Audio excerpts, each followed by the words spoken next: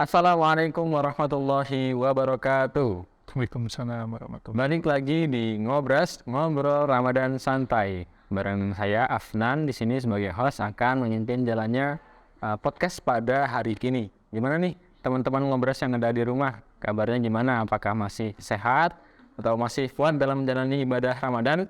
Semoga kita semua diberikan keistiqomahan dalam menjalani setiap kegiatan di Ramadan ini dan mendapatkan keberkahan di setiap harinya. Amin ya rabbal alamin. Oke, teman-teman Ngobras, pada hari ini alhamdulillah kita kembali lagi di podcast ini.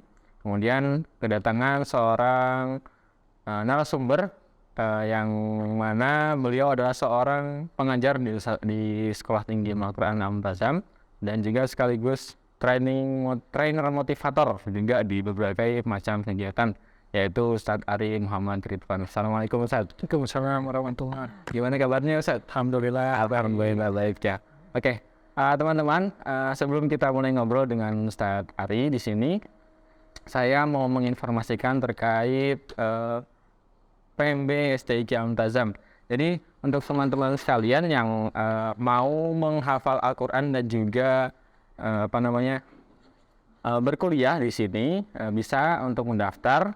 Pendaftaran sudah dibuka di gelombang pertama itu pada tanggal 1 Februari sampai 30 April dan juga di gelombang kedua pada tanggal 12 Mei sampai 16 Juni 2023. Untuk informasi lebih lengkapnya untuk teman-teman sekalian bisa klik link di deskripsi yang akan ditertera nantinya. Di situ lengkap semua informasi terkait PMB, mahasiswa, kegiatan, dan lain sebagainya ada di sana semua. Bisa dilihat oleh teman-teman di rumah semuanya. Baik, kita balik ke narasumber kita, Ustadz. Assalamualaikum. Waalaikumsalam. Baik, teman-teman, kita akan membahas sebuah tema, sharing-sharing ya, Ustadz ya. Tentang menjadi pribadi yang bertanggung jawab. Wah, ini cocok banget temanya dengan Ustadz Ari yang notabene background-nya adalah seorang trainer motivator ya, Ustadz ya. Sudah mengisi berbagai macam kegiatan training motivasi di berbagai macam tempat dan juga berbagai macam kalangan. Dan Ustadz, untuk Ustadz sendiri, kalau untuk menjadi pribadi yang lebih bertanggung jawab, itu gimana cara bikin kita sendiri atau dari Ustadz sendiri untuk menjadi seseorang yang bertanggung jawab itu seperti apa? Ya. Bismillahirrahmanirrahim. Assalamualaikum warahmatullahi wabarakatuh. Yang luar biasa, teman-teman semuanya semoga dalam kondisi sehat dan bugar ya meskipun menjalani hari-hari di bulan Ramadan ini. Terkait dengan menjadi pribadi yang bertanggung jawab, sebetulnya Allah sudah menyampaikan kepada kita ya salah satu cara. Di antaranya di surat Al-Baqarah ayat 183. A'udzubillahi minasyaitonirrajim. Bismillahirrahmanirrahim. Ya ayyuhalladzina amanu kutiba alaikumusiyam kama kutiba alal ladzina min qablikum la'allakum tattaqun. Yang pertama adalah dengan melaksanakan kewajiban kita sebagai seorang hamba. Ya, dan di antaranya yaitu melaksanakan ibadah puasa yang sekarang kita sedang laksanakan di bulan Ramadan. Ya, itu salah satu cara untuk memunculkan rasa atau jiwa tanggung jawab di dalam diri kita.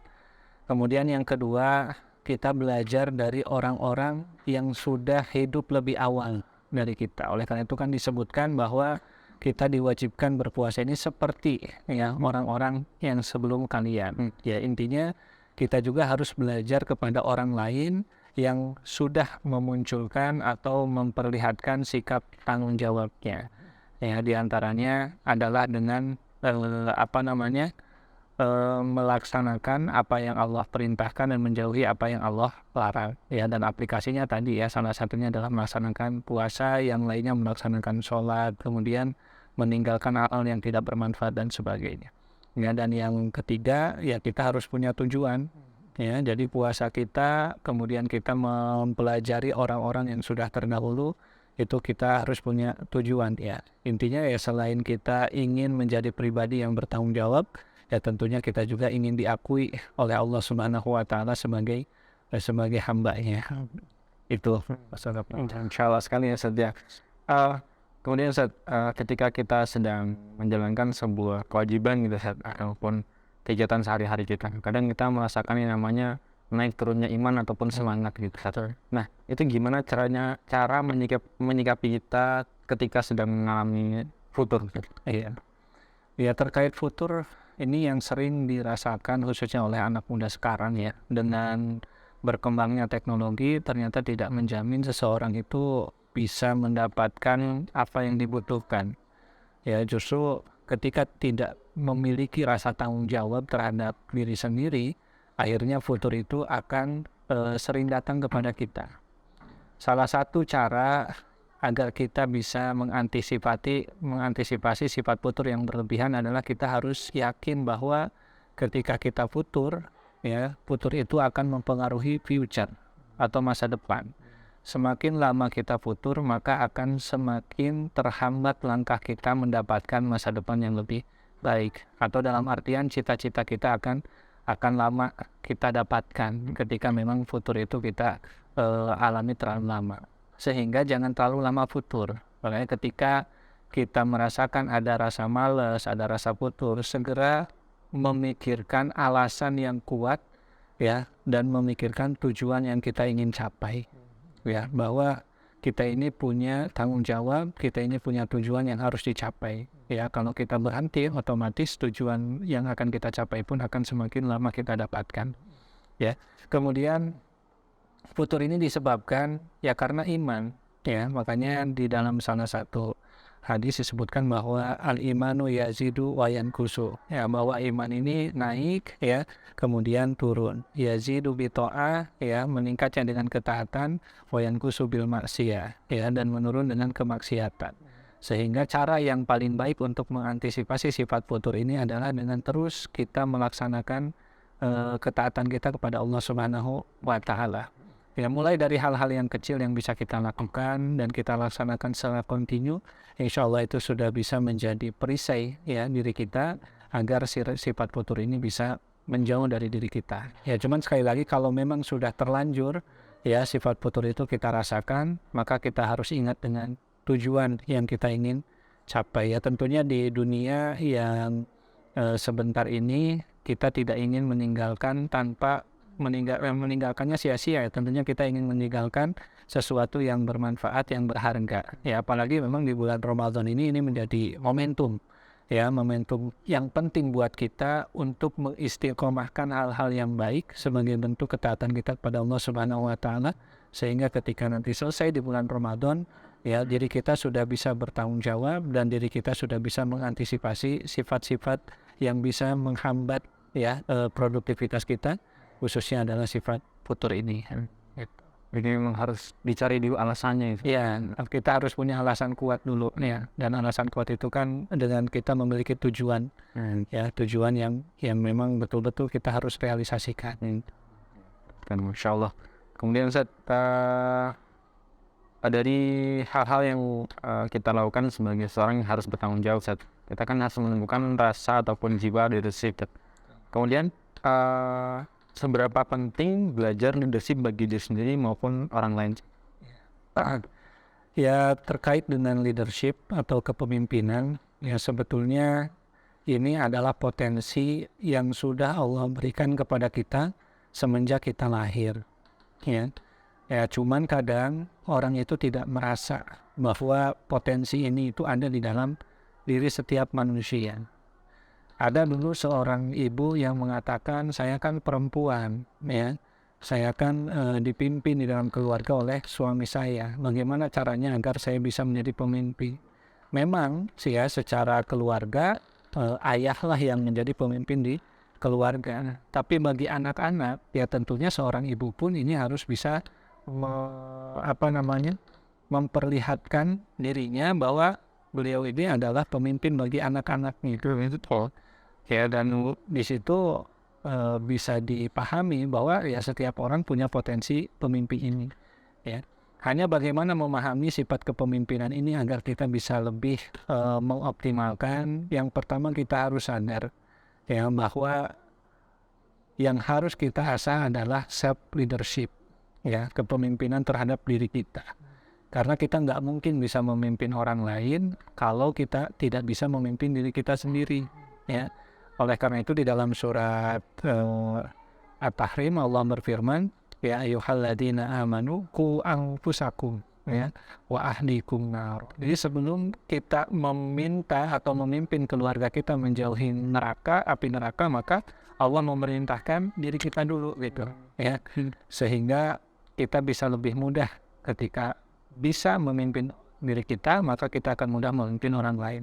Ya seperti ilustrasinya, kita nggak punya uang, kita nggak bisa ngasih uang kepada orang lain. Kita nggak bahagia, mustahil kita bisa memberikan kebahagiaan kepada orang lain gitu ya. Begitupun dalam leadership ya. Maka yang pertama kita harus punya self leadership ya. Yang kedua, ini yang paling penting adalah kita harus mengarahkan self leadership kita menjadi spiritual leadership. Kenapa? Karena tugas kita memang di dunia, tapi jangan sampai harapan dari apa yang kita lakukan itu hanya sekedar di dunia ya, karena dunia ini tadi hanya sekedar tempat singgah. Maka kita harus lebih jauh visinya, yaitu di dunia dan di akhirat. Oleh karena itu self leadership ini harus kita ubah menjadi spiritual leadership. Dan memang momentum puasa, sekali lagi ini momentum yang tepat untuk mengasah itu semua ya, karena di dalam hadis qudsi Allah Subhanahu wa taala berfirman bahwa semua amal perbuatan ya Bani Adam ya, itu untuk dirinya sendiri kecuali puasa. Ya, kata Allah, puasa ini untukku dan aku yang akan membalasnya. Ya.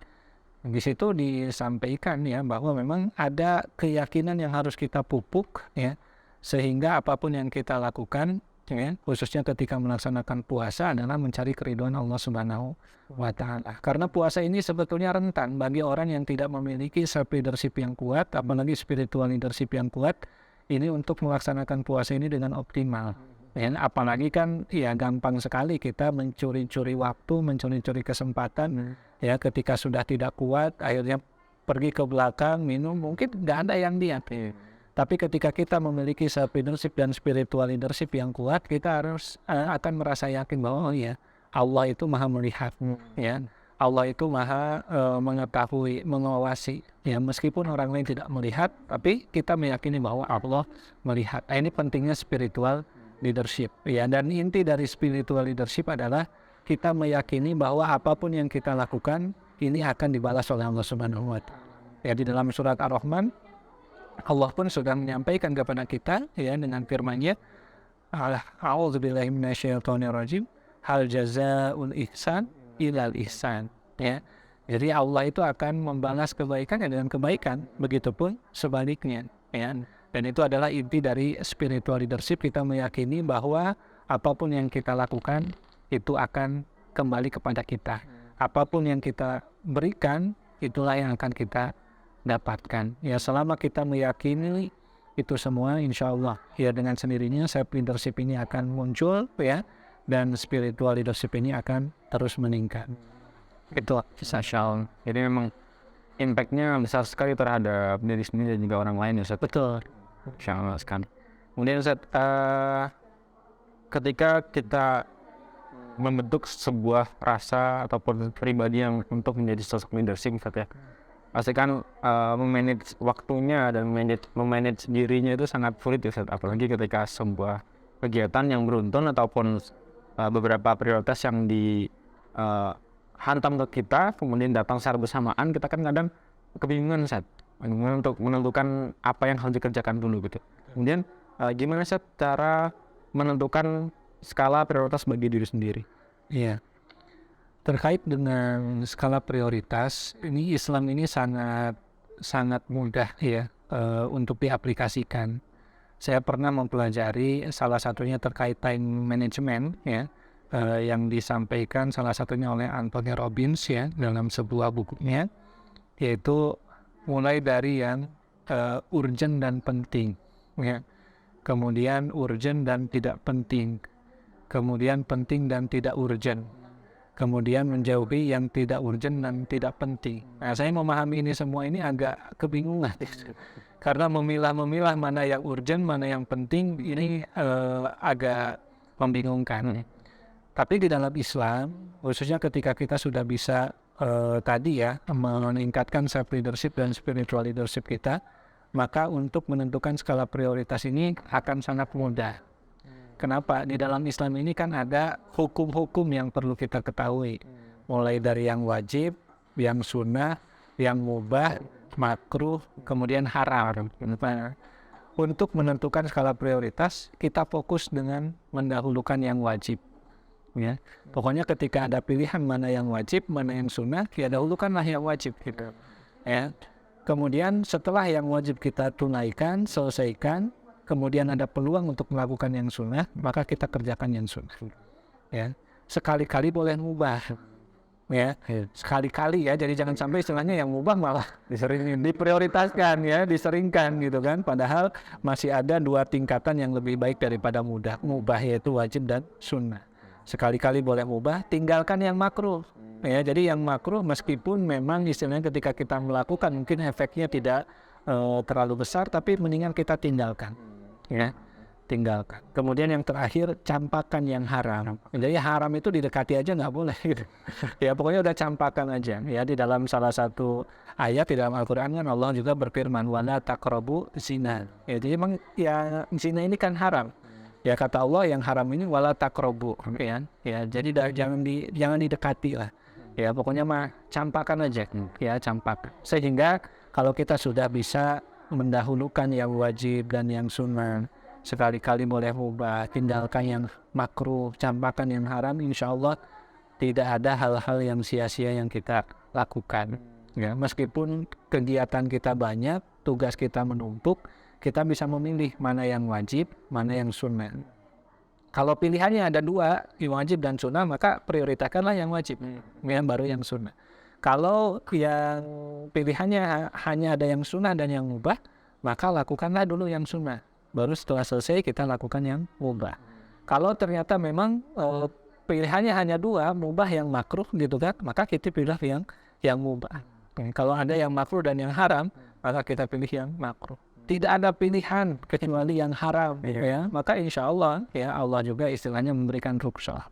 Seperti itu. Itu mungkin sadaqna insya Allah. Memang nggak perlu jauh-jauh nyari tahu gimana cara mencari prioritas yang baik, karena Islam sudah mengajarkan sendiri. Betul ya, Islam itu mudah dan indah ya. Bahkan ketika kita mengaplikasikan nilai-nilai dalam Islam, ya sebetulnya itu baik untuk diri kita, baik untuk sekitar kita. Nah kenapa mungkin ya di berita, kemudian di media sosial dan sebagainya banyak hal-hal yang tidak baik? Saya meyakini bahwa nilai yang tidak baik itu karena tidak mengaplikasikan nilai-nilai Islam. Ya, sehingga efeknya tidak baik. Ya ibarat kita beli handphone, di situ kan ada panduan ya, agar kita bisa menggunakan handphone itu sesuai dengan sesuai dengan apa yang diciptakan oleh pabrik, ya, dan tidak menyalahi. Saya pernah membeli gelas, di situ ada tulisan jangan dibanting, ya. Itu kan salah satu aturan yang dibuat oleh pabriknya. Kenapa? Karena kalau kita banting hancur gelasnya. Begitupun aturan-aturan nih untuk manusia, ini kan yang menciptakan ini Allah, ya, dan Allah sudah menyertai aturan melalui para nabi dan rasul, ya, dan disempurnakan ini oleh Nabi Muhammad SAW sebagai nabi dan rasul terakhir. Ini sudah sempurna pedoman itu, ya, dibukukan ya oleh dulu sahabat Umar bin Khattab, ya, menjadi salah satu mushaf yang luar biasa, yaitu kitab Al-Quranul Karim, ya, sebagai pedoman utama. Dan yang kedua adalah hadis dari Nabi Muhammad SAW. Selama kita mengikuti kedua itu, insya Allah kita tidak akan tersesat, kita tidak akan menyakiti diri kita sendiri, apalagi menyakiti orang lain. Insya Allah. Oke, Ustaz, kemudian Ustaz, sekaligus closing statement Ustaz ya. Gimana meminta tipsnya Ustaz agar menjadi pribadi yang bertanggung jawab akan kewajiban kita, kemudian terlebih di bulan Ramadan ini. Ya, momentum di Ramadan ini memang harus kita jadikan sebagai momentum terbaik untuk merubah diri kita menjadi yang lebih baik, ya. Kalau kita melihat bagaimana kupu-kupu ini menjadi kupu-kupu, ya awalnya kan melalui proses yang luar biasa. Begitupun manusia kalau ingin lebih indah, maka ada polanya, ya. Kita ingin menjadi pribadi yang bertanggung jawab, memiliki self leadership yang kuat, spiritual leadership yang kokoh. Yang pertama adalah huruf C, ya. C ini untuk cancel. Jadi selama bulan Ramadan kita dididik untuk tidak melakukan hal-hal yang tidak baik. Oleh karena itu, kalau selama menjalankan puasa ini ada hal-hal yang tidak baik yang datang kepada kita, maka jangan sungkan-sungkan untuk memencet tombol cancel. Ya, cancel ini membatalkan. Intinya jangan sampai ada hal-hal yang masuk ke dalam diri kita dan itu tidak baik. Kemudian yang kedua huruf R. R ini untuk replace. Ya, jadi replace ini mengganti.